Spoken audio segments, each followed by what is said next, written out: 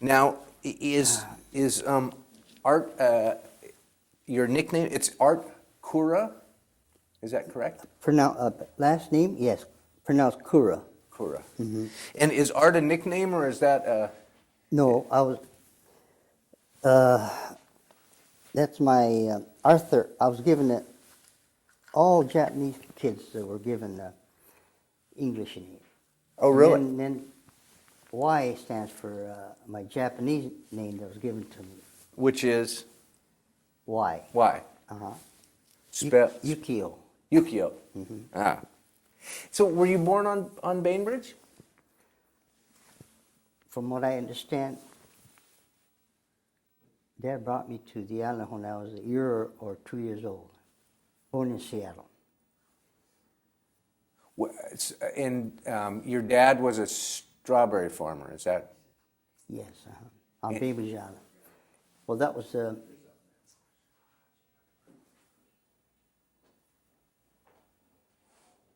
because I saw that picture, and it looked like he had a large farm.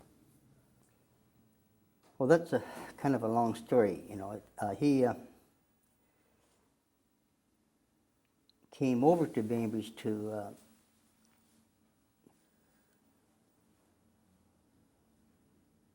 of course, you know, like I say, this going way back, there'd be only my brother and I were, I guess, born, and we were living in Seattle. And my mother's parents were moved to Bainbridge Island to farm. And they were having a hard time, I guess. Dad and Mom came over and joined them, and then he stayed here and helped with the farm. And that's the place that I showed you, like, well, actually, I helped Dad crawl along these, right underfoot here, where, you know, his first strawberry field was. Yeah, it's... So as a little boy, you were working the fields and helping your dad, and... Well, all kids worked. That's the only way a farmer could survive. How many in your family? I was the oldest, and I had a younger brother, 2 years. There was 6 of us, just spread out every 2 years. Good way to plan the farm help. And my brother, Nob, he's 2 years younger than I am, and he, well, all my brothers, including Nob, he,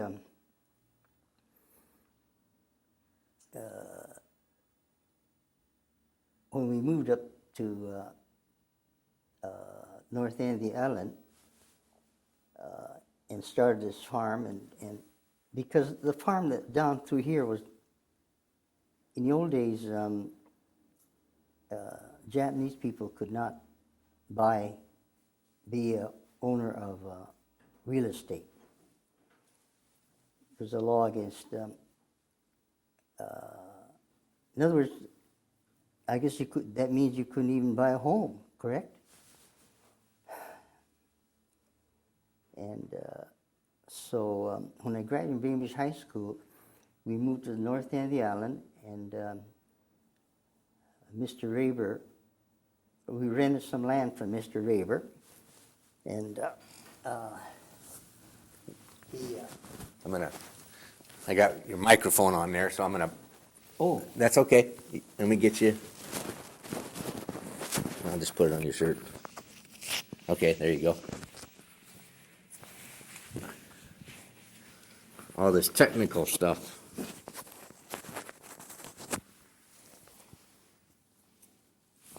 There you are.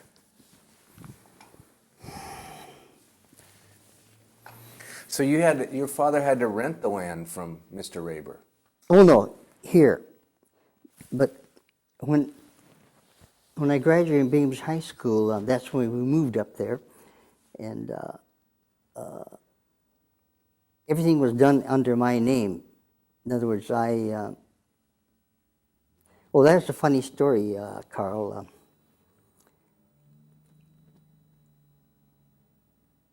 Mr. Reber rented the land to us over there, and in fact built a home for us. And at the end of the year, I went down to Mr. Reber's home, and with a rent check for the rent that we were due. And I remember going down there and said, Mr. Reber, thank you for everything, and we enjoy the home that you built for us. Also, here's the rent for the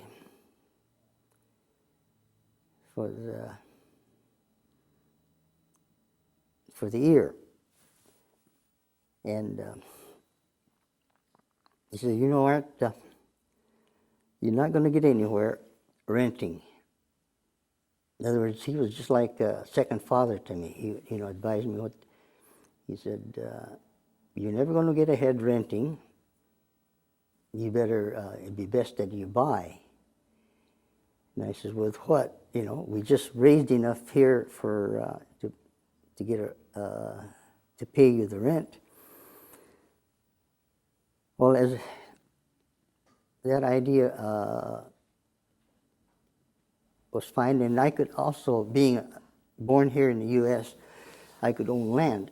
I mean, I could buy land at that time. So Mr. Reber became well established and well to do was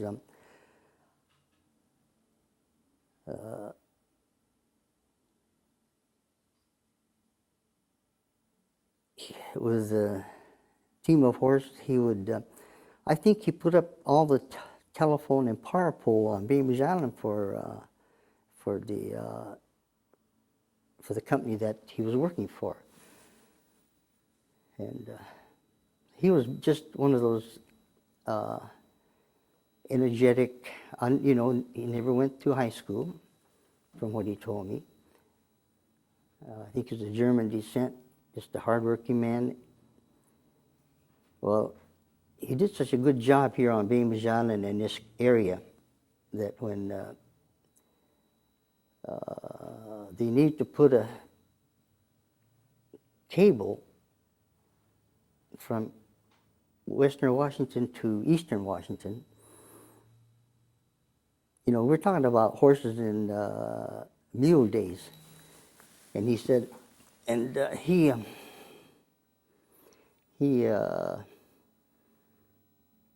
this man on Bainbridge Island was selected by the, I guess it would be, what telephone company would be what? Bell Telephone? Probably. Gave him the job. So he took everybody that he knew with him, and some of the boys that worked with him, I remember more of the boys in my age would tell me that, boy, he was a hard man to work for. And but that's the way he got things done. So with his advice, somehow we raised enough to buy. Oh, and then he helped me. Some of his relatives around where we were farming, we just had a little 20-acre parcel. So there's a wooded area, been logged off. We logged it, he says, and my cousin don't want the land anymore, or why don't you buy that? It's awfully cheap now. So somehow we raised enough for, very low down payment.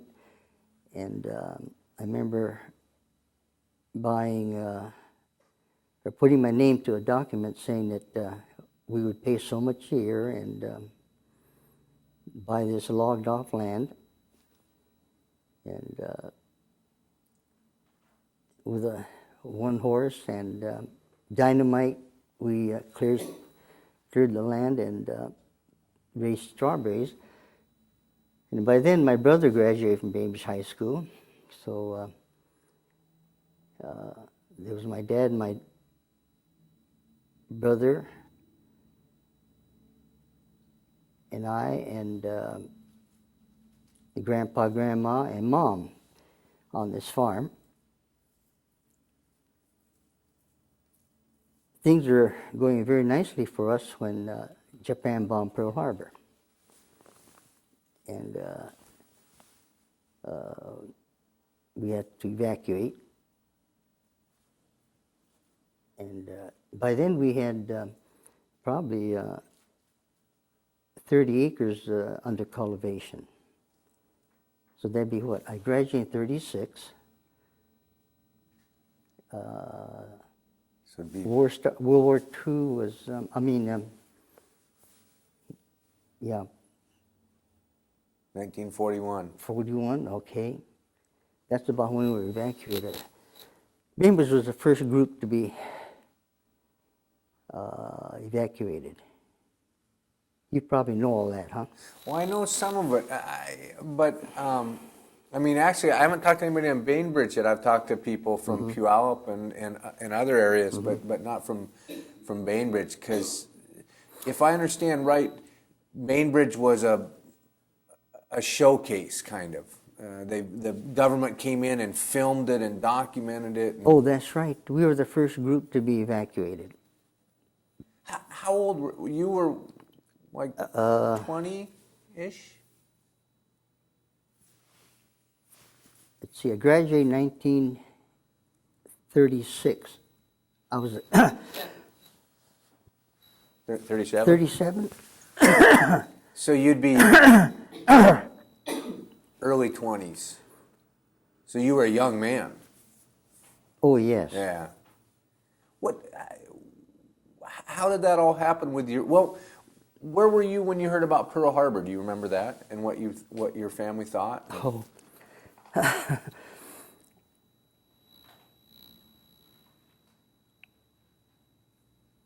This was very nice. What month was it that Japan bombed Pearl Harbor? December. December.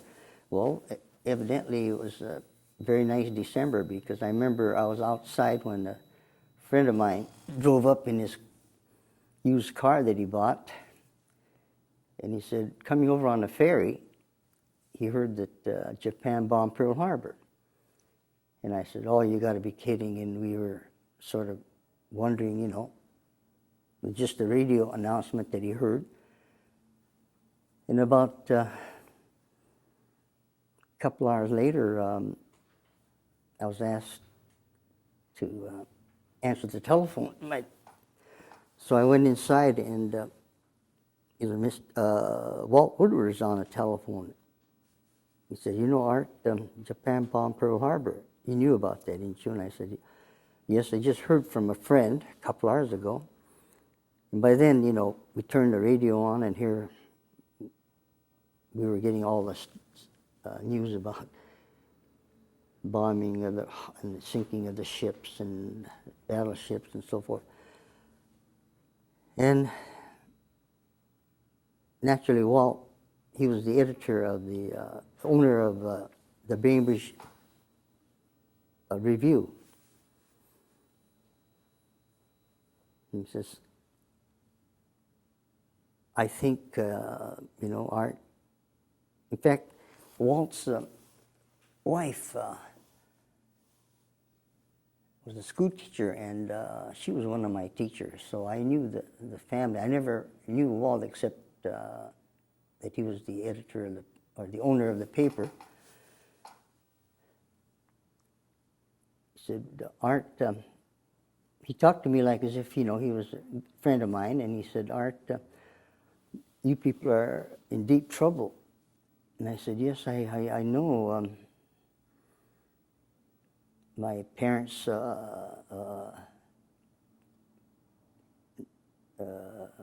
country bombed Pearl Harbor, and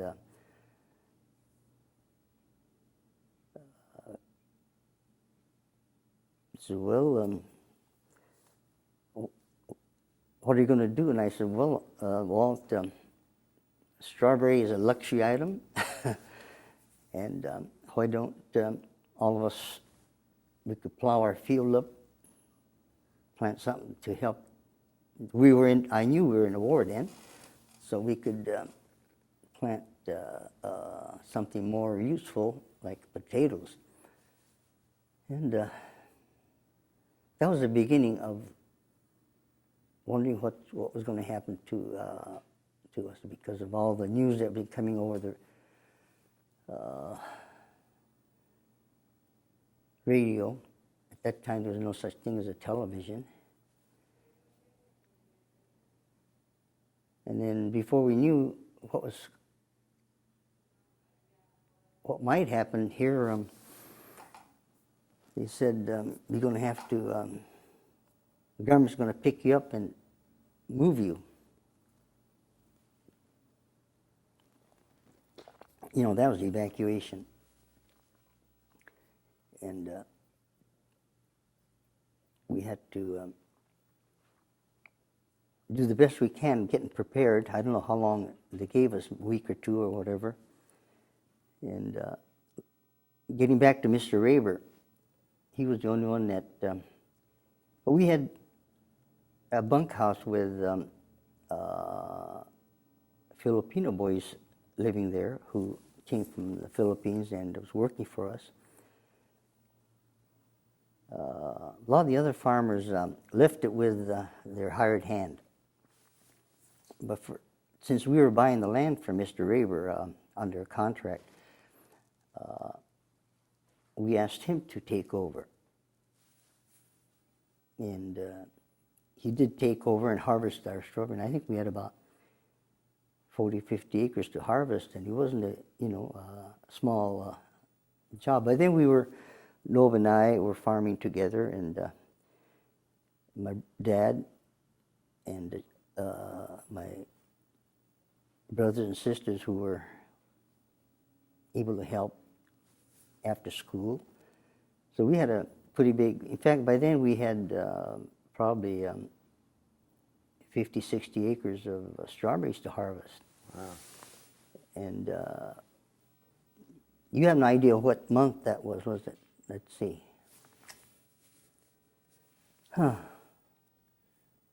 Japan bombed Pearl Harbor? Well, December was when they bombed. And then I'm not sure how long. That's right. It was probably around March then, wouldn't it? That'd be my guess. Yeah. We're talking about how many years ago? We're talking 61 years ago. Yeah. It's a long time. I can't remember last week, so. I know. Did they take your full family all together? Your mom Yes. and your dad and all to, where did you left Bainbridge and went? I think the documents show that we were brought to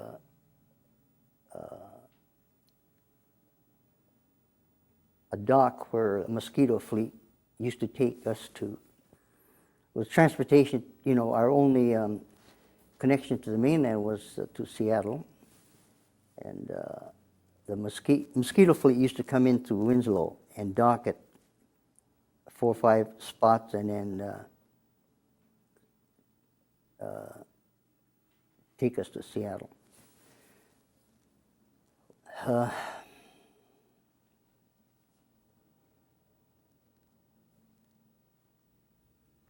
Well, we just left everything in order, and Mr. Raver came over and took over the farm. And this all had to be done in a matter of days or weeks or whatever they gave us. And we got on a train, and without knowing where we were going, there was 10 in the family: Grandpa, Grandma, Pop, Mom, 6 kids. That makes 10. Your dad was taken away before. Oh, that's right. On top of that, Dad was one of the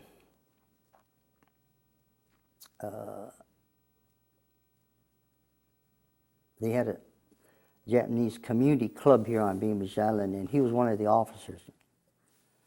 So they thought, when the war broke out, they came to Bainbridge Island just like they went to Seattle and other community and picked up the elder citizens that were born in Japan and were doing business here in the States. And Dad was one of the men that was picked up and taken to internment camp, I guess they call it. So there was 9 of us. We were on a train, went down, and ended up in this desert called Manzanar, California.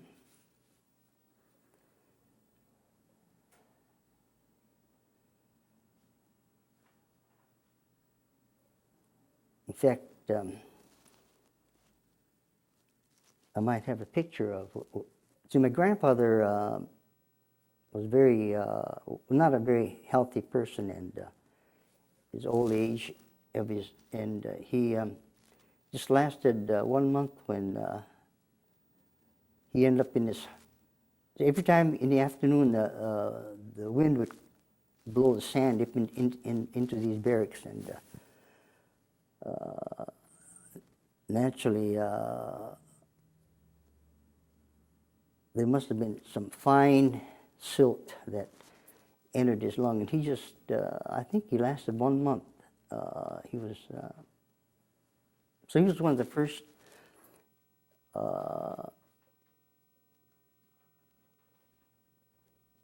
evacuee in this camp of 8,000 or 10,000 people that passed away. That had to be so hard on the family as a whole. Your dad's still not with you yet, right? Your dad's somewhere else, and Yes, that's right. so then to go and lose your grandfather that way had to be Yeah, we're just talking about something 60 years ago, huh? yeah. Do you remember, because it was an unknown, you didn't know where you were going or what you were doing, did it create fear, or did you have a feeling that, oh, the government's taking care of us? Do you remember? Well,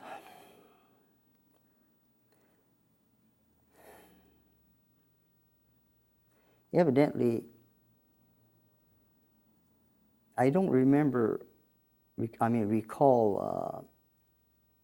anyone coming out outright, crying about what's going to happen. Everyone in our family felt that we were doing something that the government wanted us to do. We were a very obedient family or people, I guess. And then we ended up in this camp, and since we were the first one out of state of Washington, there was no other place they could send us except to this place in Manzanar, Southern California. Our neighbors were the San Pedro fishermen.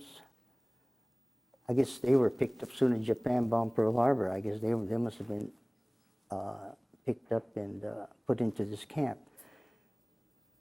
So we ended up in right next to them.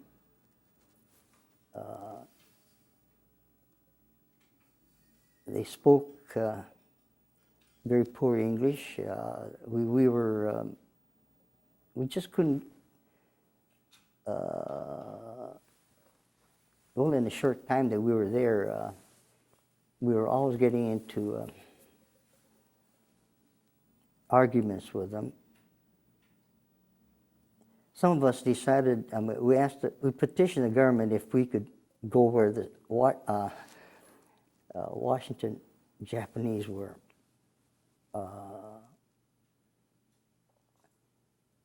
So the Kouras and a bunch of families, probably 80% of the Bainbridge Island, we asked the government to move us, and there was a camp in Idaho where the Seattle people were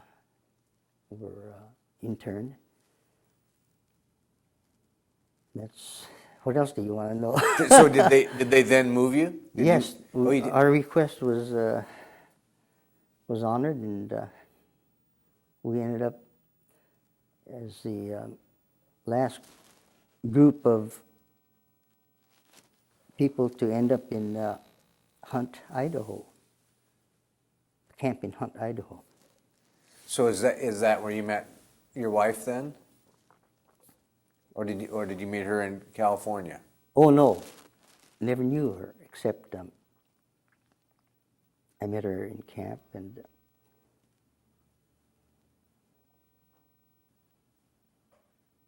well, naturally, you know, to run this camp, they had to we governed ourselves more or less. I think we got, if you were in the administration area, like the government gave us, I think $16 was the top income, or, you know, you got your food and lodging right there, and $19? $19 was the top, or whatever it was. And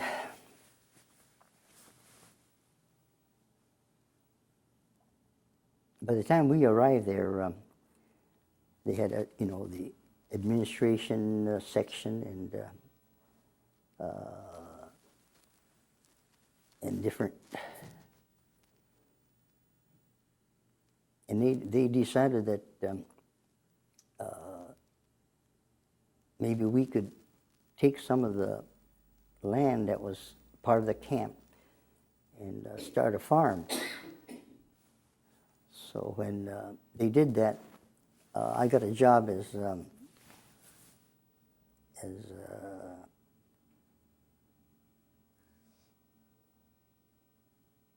farm something or other. They gave me a title, and that's when I, you know, this camp were blocks were in this order where they were strung along one main road that came up through the center, and we were at the very end of the camp, and administration was on the other end. So we all got on the army trucks and went down there to do our daily job. That's when I first met Flo. She was working in an office down there. Many years ago, Carl. And was it a? Oh, and then. Did she stick So, out right away? I mean, did? Oh, I don't know. Must have. So did you get married in camp then, or did you get married? Yes. Well, by then, the government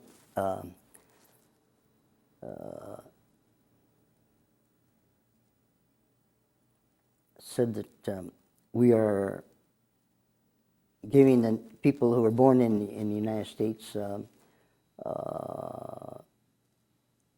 citizenship back. And by then,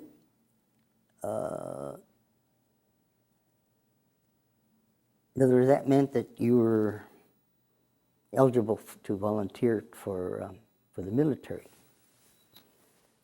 And in some of the older, so we were what they call, Issei means first generation, Nisei means second generation. And some of our older Niseis were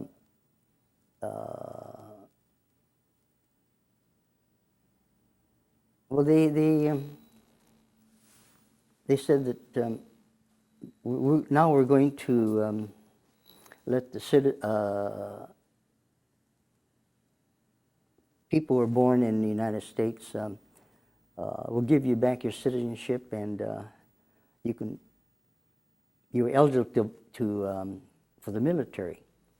That's when we had a big discussion in camp where they evacuated us, And now they say you could, you need foot soldiers, and now you're saying that you can volunteer. But so there was a hard feeling. But to me, it was just a case of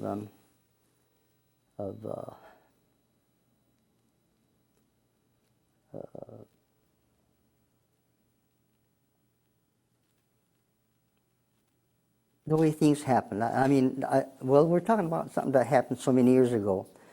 All I know is that there was a big discussion between the family. I know we sat up till about 2, 3 in the morning. I said, I want to volunteer and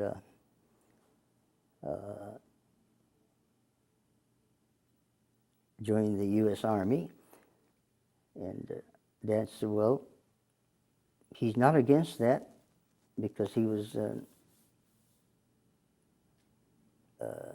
but being the oldest in the family, he said, you have responsibility. And I said, yes, I do know that, but so why don't your younger brother, who's eligible,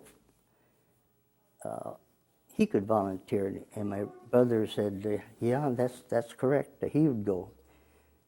But I was the one that first suggested that I be one of the volunteers, and I couldn't very well, it was my inner feeling, I guess, that I should go do what you can for your government. We were in a war, and where we were going to go we didn't know, but at least they needed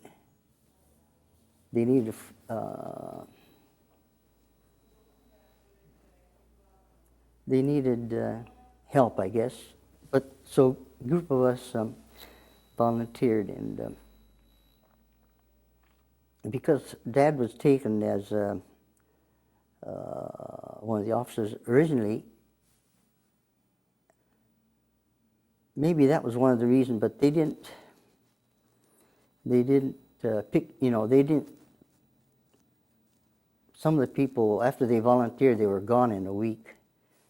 And here, month after month, nothing happened to me. So I went out, and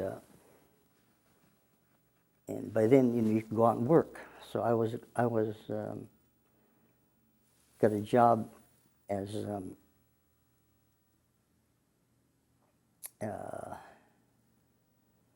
this is going to take too long if you go through all that. No, it's interesting because well, I got a job as one of the helpers in the Coca-Cola plant. So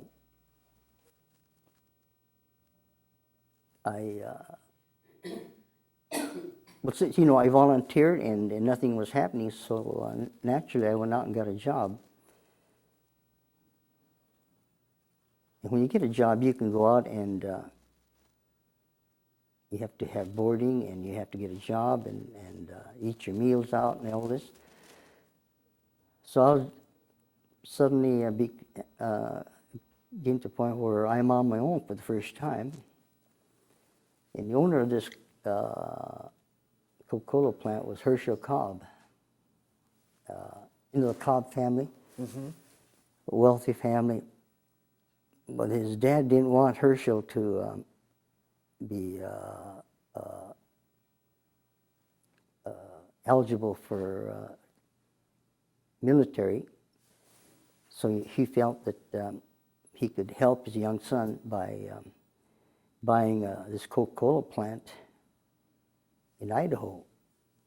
And that's how I became good friends with the Cobbs. I mean, Herschel anyway, and his wife and family, because and the whole crew, actually. Oh, and then on top of that, just owning, evidently owning a business like that didn't make you, unavailable for draft. But if you farmed as a added business, why you could that would help you in this status, more or less. So he started a farm, and his Coca-Cola crew would go out there and try to raise sugar beet, and then come back in and bottle Coca-Cola. And they needed someone who would help them. So that's when I got my job to go work outside. So they saw your farming experience from Bainbridge and said, "Oh." Well, on top of that, Carl,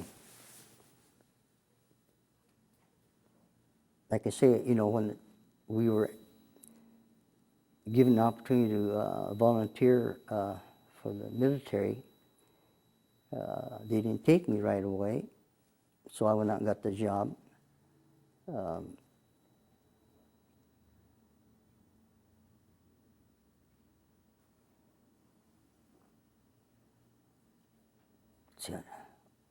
Boy, we're talking about something that happened so many years ago.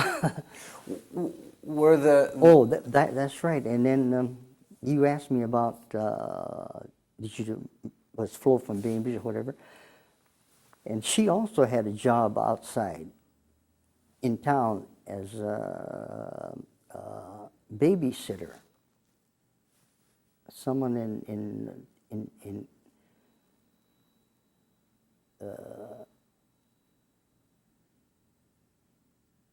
town.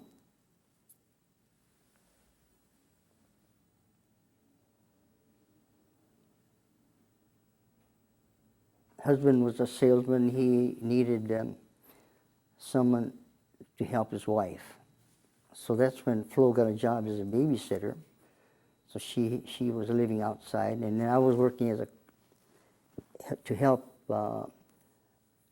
I worked in a plant with a group, and then we would go out on the farm, and I would get crews set up, to help us on the farm. And that's when I first met Flo. She was working in town, and I was working in town and I think she and her lady friend that she was, and a baby, probably never enjoyed so many Coca-Cola because I was able to borrow the truck and just give them free Coke. Used to bring in cases and cases of Coke to have. Well, this all went on, and then eventually, getting back to about volunteering, like I say, Dad didn't want me to volunteer because being oldest in the family, I had responsibility.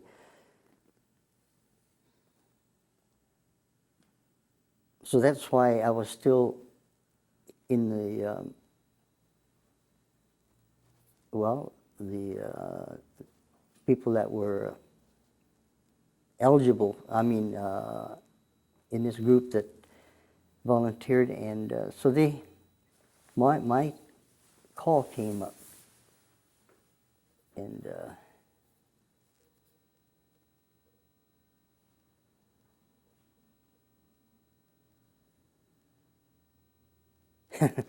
and then being, I guess I was at maybe 18, 19, or 20 or whatever. I told Dad I want to get married before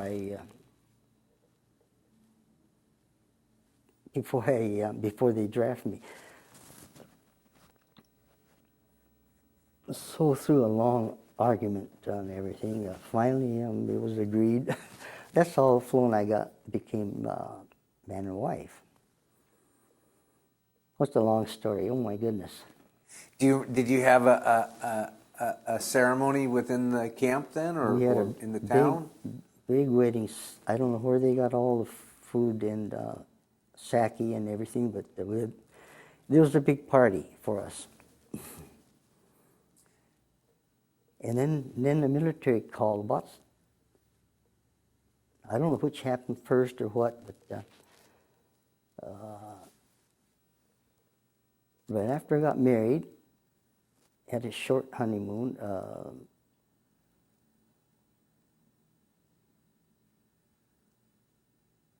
Then I was shipped down to Mississippi where they were training and came in as a replacement to fill in. And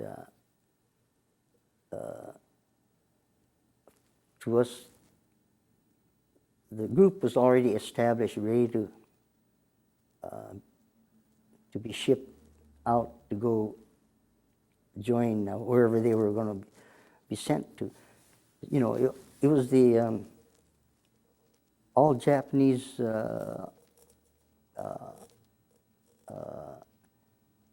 regimental combat team that was being organized. There was already a battalion. You know, regiment is composed of 3 battalions. The 1st battalion of the boys from Hawaii were already serving and in action in Italy, and they needed the other 2 battalion. They were being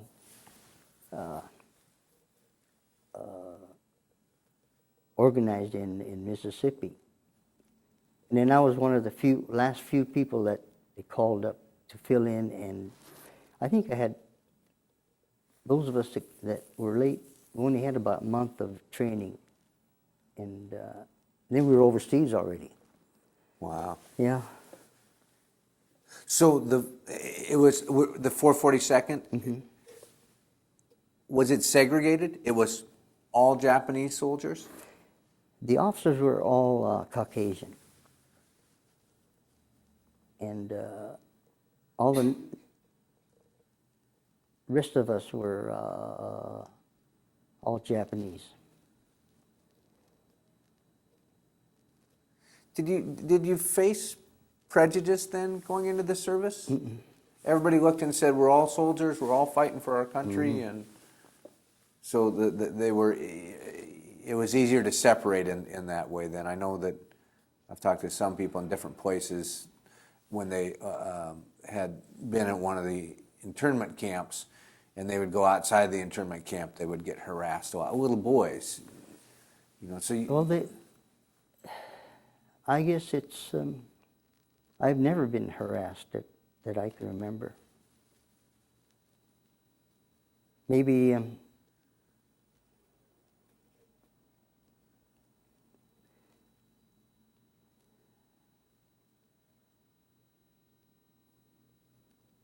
well, I'm lost for words. So you ended up. Where did you? Italy? Is that where you ended up when you overseas, or? I think we had 1 month of basic, you know, get a uniform and dig a few trenches to know what you're supposed to do, and then we were shipped over and joined the 100th Battalion, and we became the 442nd Regimental Combat Team. So here you're a newlywed, Mm-hmm. and where's Flo now? Where is she staying? Well, naturally, she was out working too. But she's back In here, Idaho. and you're Mhm. over there. Did you get letters? Oh, Did that's you keep right. in touch?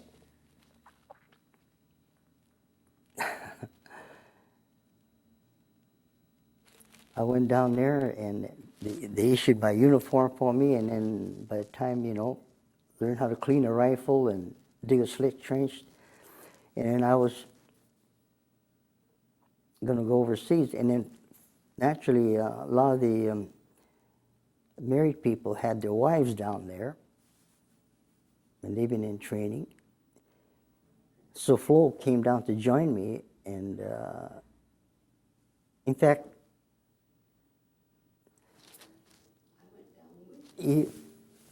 well, whatever happened, it was let's see, in Hattiesburg, Flo got a job working as what? Do you remember what you were? You said you were working. You got a job in Hattiesburg. No, that was after he came back. Oh, after you came back. Oh, okay. God Almighty, I should have done some research Oh, here it's before. it's a long time ago. That's All I know is that when we left the camp, for what they call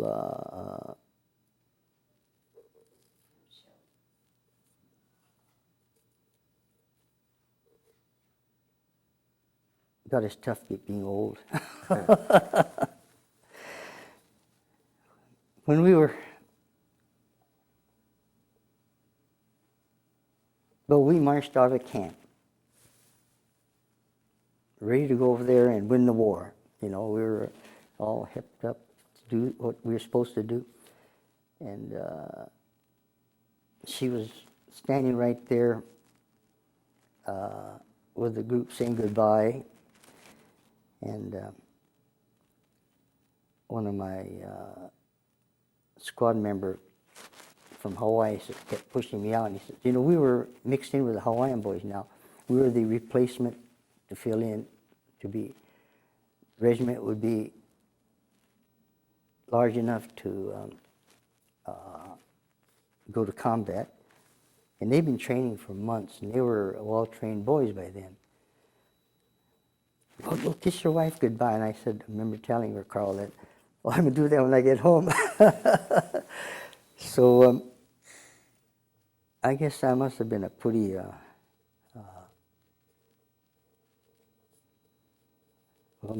my father thought I was, out of my mind. Well, ask me something. Do you remember coming home then from your time overseas? Oh, I was wounded during the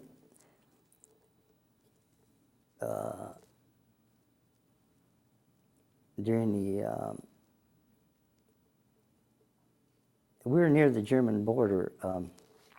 We just took the town of Aix, France, and we thought, well, we could,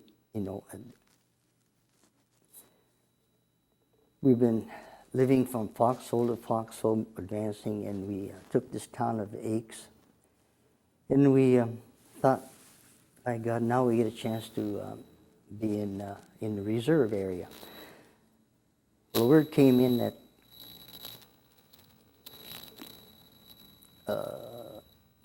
the 36th Division Texans were being surrounded, and they're trapped up in the mountains behind this town that we took. So instead of getting a chance to rest, we had to go up and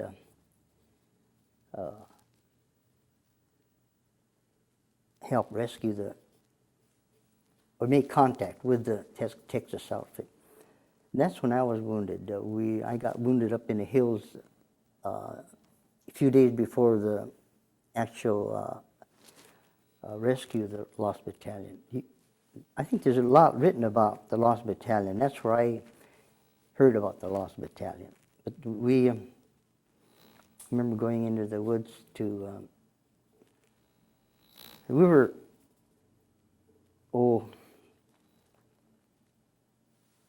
our rank was, being depleted through the combat up to this area that we had combat in central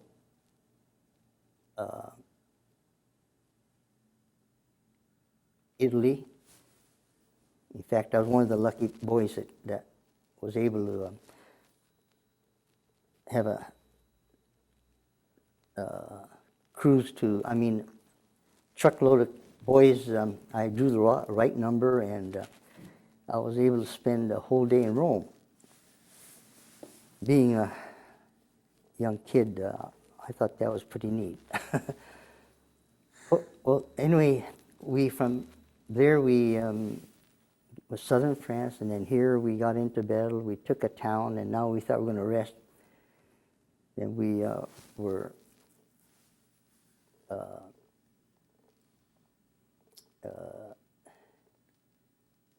asked to come and help rescue the lost battalion. That's when I was wounded. Did you get gunfire or shrapnel or? Shrapnel wound. Mm-hmm. And so did they have to evacuate you out of there, or? Well,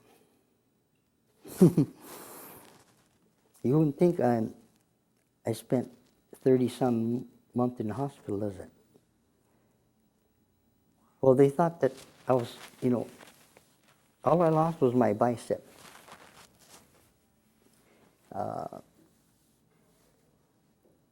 But the time that I ended up in this hospital in southern France, they loaded us on a plane and they took us from the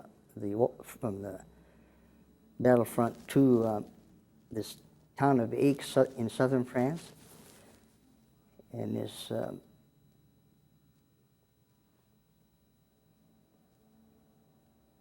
by the time I got to Aix, my arm was completely, blue from gangrene setting in. And then I remember this Jewish doctor said, Aaron, I'm going to try something new on you that's just being introduced, called penicillin. Up to then, they were giving us sulfur to keep from infection from getting too bad. Well, they strapped me to the bed and they shot. Well, they had to line up all the bones, I guess, in my arm, and it was up like this, strapped to the bed. I couldn't move. I had to go to the bathroom, laying in bed, and they gave me penicillin every 4 hours. Tube, must have been about this big, like, instead of not little penicillin shots now, but it was a big shot, and this little nurse would come over and says, okay, Art, which cheek do you want it in this time? So I had to roll over this way or that way, and both cheeks were getting black and blue by then. And it gave me shot for 33 days, every 4 hours, day and night. And they saved my arm for me. Yeah. Boy, that's you were so lucky that, because prior, if it had been just a sulfur, that would have. No, they would have to, give me an artificial arm, I guess. Wow. But I was just one of all through life up to there, I've been lucky. And I made it home. So did you come right back to Bainbridge, or did you have to work your way?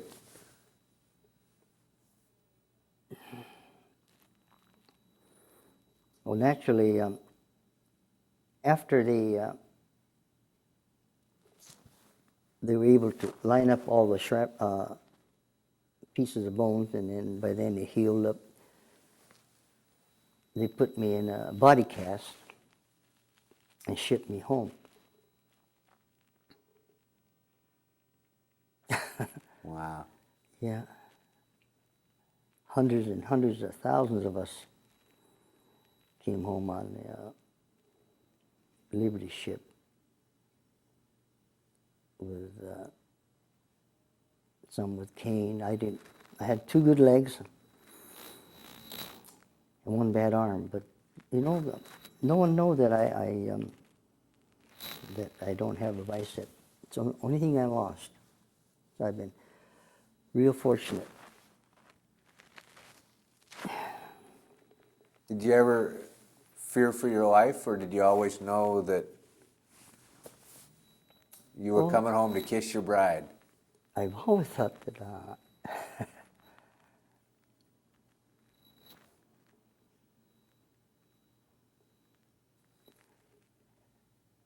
I guess no one, if you're up there,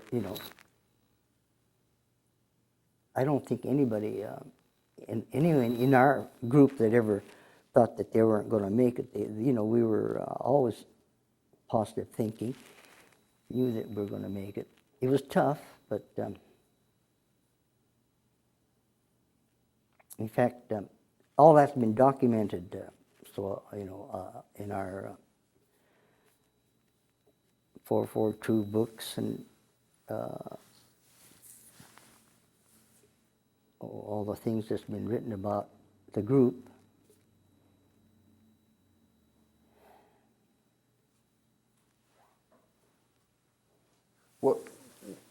What happened to the farm during all this time? Oh, Mr. Raber was running the farm. And getting back to Mr. Raber, his son-in-law was telling me that, his son-in-law bought the car from us that we had. In fact,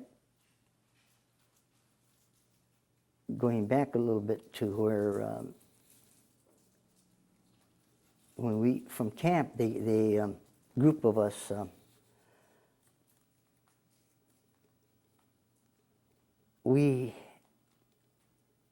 I think there was 6 to 8 of us in a group. We decided to go as a group and then do some harvesting for a farmer in Montana. So they shipped us over there. The farmer gave us a cabin, and the 6 of us worked together to help harvest the sugar beets for him. Well, that's when Mr. Raber, by then his harvest was over. He and his wife got in the car that our family sold to his son-in-law and drove all the way out to this little town in Montana where we were working, and brought us our share of the harvest. So those are some of the things that I forgot all about, but Mr. Raber is no longer here, and I think that he just like, to me, he was just like my second father. Oh, there's a funny story about, not funny, but I guess some of the people that were working for the Koura farm were not very happy to have a man that didn't know hoots about strawberries, I guess, come in and tell them what to do. And, we had, it was my job to get berry pickers lined up, and they were all arranged to come and pick berries for us from Canada. And we had different areas that we had what they call, we used to call them the boss of our group from, say, the West Coast Indians. And then we had a group called Cowichan Group. And they knew more about what to do, harvest strawberry, and when to pick it, so forth and so on. And here, this Mr. Raber was telling them that he was the chief now, and he was going to tell them what to do. One day, Mr. Bob Daniels was a crew chief from Cowichan Bay. He got angry. Well, it could have been a Filipino boy or whatever. Just told Mr. Raber to shut up, and he didn't do it. And when he turned around, he picked up a big boulder and hit him over the head with it. And there's so many stories like that I've forgotten all about. But those are some of the things that happened in those days. Yeah. So when you came back, did you just pick up the farm and start all over again? Continued buying it from them and Well, my younger brother was in charge of, by then we were not farming with horses anymore, we had tractor.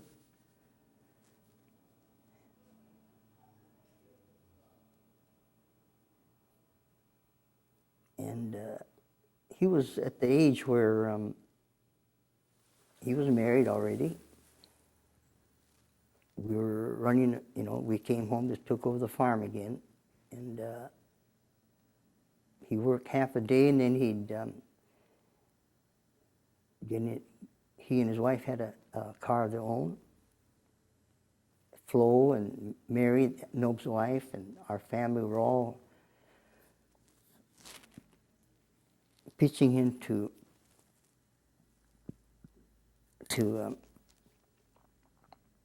get this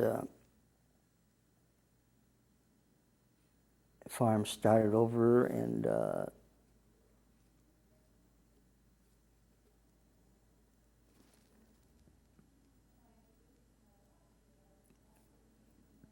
remember Nob, he decided that he'd like to, he was young enough, to get in a car and go to Olympic College and get a job. I mean, not a job, but go to school, work the farm and go to school. I brought this up because there was a funny thing happened to me. I was down in Winslow, and a friend of mine came up to me and he tapped me on the back and said, "Hey, Art," he says, "Boy, you got a real smart son." And I said, "Why?" And he said, "Well, in the Burton Sun, there's an article said that Noboru Koura was on the professor's honor list." And I said, "No, that was my my younger brother. He and I still live up there. He and I still live up on the top of Met. He and his wife and Flo and I. So we still have a chunk of land up there that we've been hanging on to." Still farmed, or is it not farmed anymore? Oh, no. We haven't farmed for... Oh, that's right. I was working in real estate at the time when this fellow came up to me and thought that I raised a pretty smart boy. Do you think what happened could ever happen again? God, I don't know. Who knows? Well, what do you think of the... I'm a Republican, but I thought I was against Bush going in and start a war with, was it Afghanistan? Yeah. I don't know. What's your opinion about that? It's all scary. I mean, it's. I was sad to see. There's so many different aspects of it, and I don't know what the answer in that is. I mean, I don't think that going in there the way we are is going to do what they think it's going to do, and what I've heard so many people say is war is a lot of times against a person, against a dictator, or against a, Yeah, but it's the people that suffer. Well, and that's it. I mean, it's the people that fight it, the people that suffer, but they're really, I always ask people, when you went to war, who did you think your enemy was? And everybody's had different views on what it was, depending upon where they were, but I never heard anybody say it was against that person. My brother, my sister, my relatives, or anything like that it was against a dictator. Yeah. I hope they could settle that as soon as possible,